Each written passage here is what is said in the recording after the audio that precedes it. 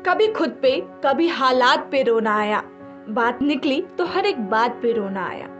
ये शायरी है मशहूर शायर साहिर लुधियानवी की।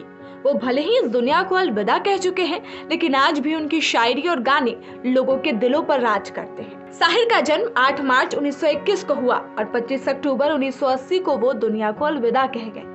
दुनिया को अलविदा कहे 4 दशक से ज्यादा हो चुके हैं, लेकिन आज भी नए गीतकारों से पूछे तो वो तपाक से साहिर का ही नाम लेते हैं। आपको बता दें कि गुरुग्राम के नोदोटो में एक कार्यक्रम शो द सोल टॉक का आयोजन किया गया, जिसमें मशहूर शायर की जीवनी को याद किया गया। द सोल टॉक द्वारा नोदोटो ऑफिस गुड़गांव में साहिर लुधियानवी जी की याद में कविताओं का संगीत से सजे शो का आयोजन किया गया। इस कार्यक्रम में दिल्ली के बेहद कमाल के कवि, शायर, कहानीकारक और गायकों ने शिरकत की। इस दौरान लोगों ने अपना एक्सपीरियंस भी शेयर किया है। लोगों ने उनकी शायरी को याद किया है। देखिए वीडियो। आज का कार्यक्रम बहुत खूबसूरत रहा। हमने साहिर के जीवन के कई सारे किस्से सुने, उनकी बचपन से लेकर उनकी प्रेम कहानियाँ और उनके अंत तक उनका फिल्मी इंडस्ट्री में जो उनका दबदबा रहा, उसके बारे में हमने कई सारी कहानियाँ सुनी। मैंने जो पर्टिकुलर चीज़ पढ़ी वो ये थी कि साहिर जब बिल्कुल उनका अंत होने वाला था, आखिरी तक वो बिल्कुल तन्हा हो गए थे और वे अपनी तन्हाई से बहुत डरते थे।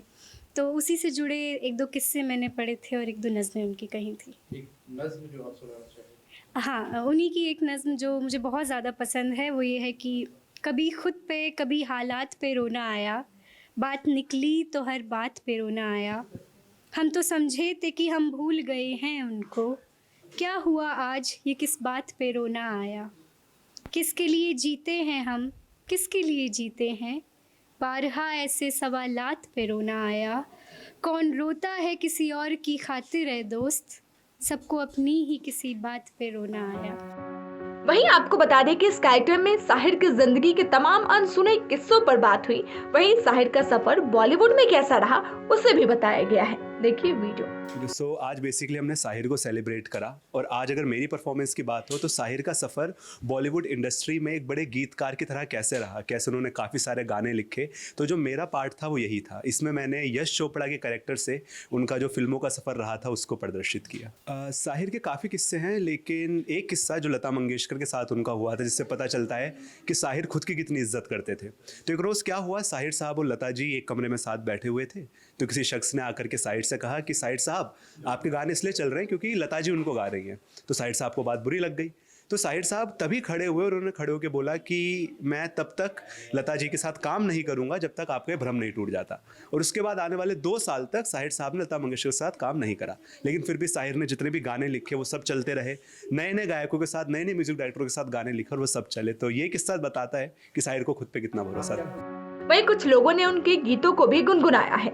देखिए वीडियो। देखिए, मैं आज साहिर की प्रेमिका बनी थी और जहाँ तक मुझे लगता है हमारी पूरी टीम ने कमाल काम किया है और हम चाहेंगे कि हम आगे भी इस शो को परफॉर्म करते रहें और आप हमसे जुड़े रहिएगा। बहुत शॉर्ट हो गया, थोड़ा सा और कुछ बताइए। एक लाइन ही तो कहा था आपने। एक लाइन ही, 1 मिनट बोला था। अच्छा, किसी शायरी से शुरुआत कीजिए। शायरी और मैं अल्फाज में माहिर और जज्बातों का जादूगर साहिर। अगर हम साहिर लुधियानवी की बात करते हैं तो इतनी नज़में, इतने किस्से, इतनी बातें कि आज साहिर हमें मंच तक ले आए और हमने तैयार किया ये शो साहिर एक बार फिर। हमने साहिर का जश्न मनाया, जश्न साहिर।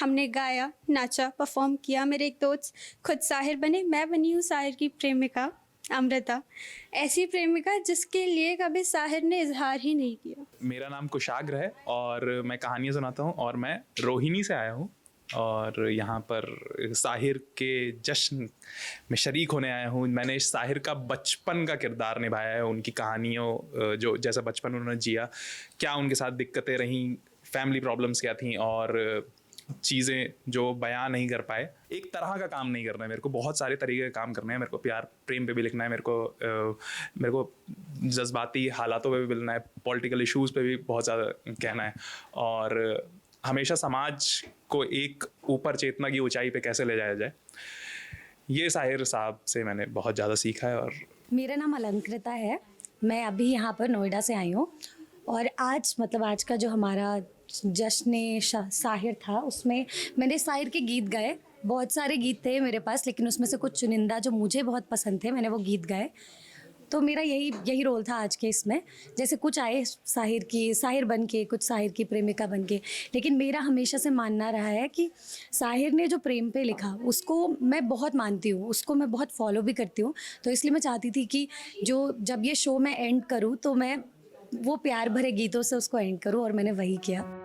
बता दें कि इस कार्यक्रम में कवित्री, कहानीकार सबने अलग अलग अपनी अदाकारी और कहानियों से साहिर की जिंदगी पर प्रकाश डाला। इस पूरे कार्यक्रम के आयोजक आशीष द्विवेदी और दीपाली अग्रवाल हैं।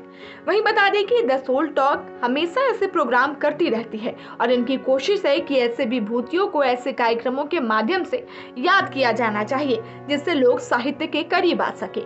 द सोल टॉक आगे भी ऐसे कार्यक्रम करता रहेगा जिसमें हम दूसरे साहित्यकारों को याद करेंगे। ये खबर आपको कैसी लगी हमें कमेंट कर जरूर बताइएगा और देश और दुनिया की तमाम खबरों के लिए आप देखते रहें जॉन हिट टाइम्स।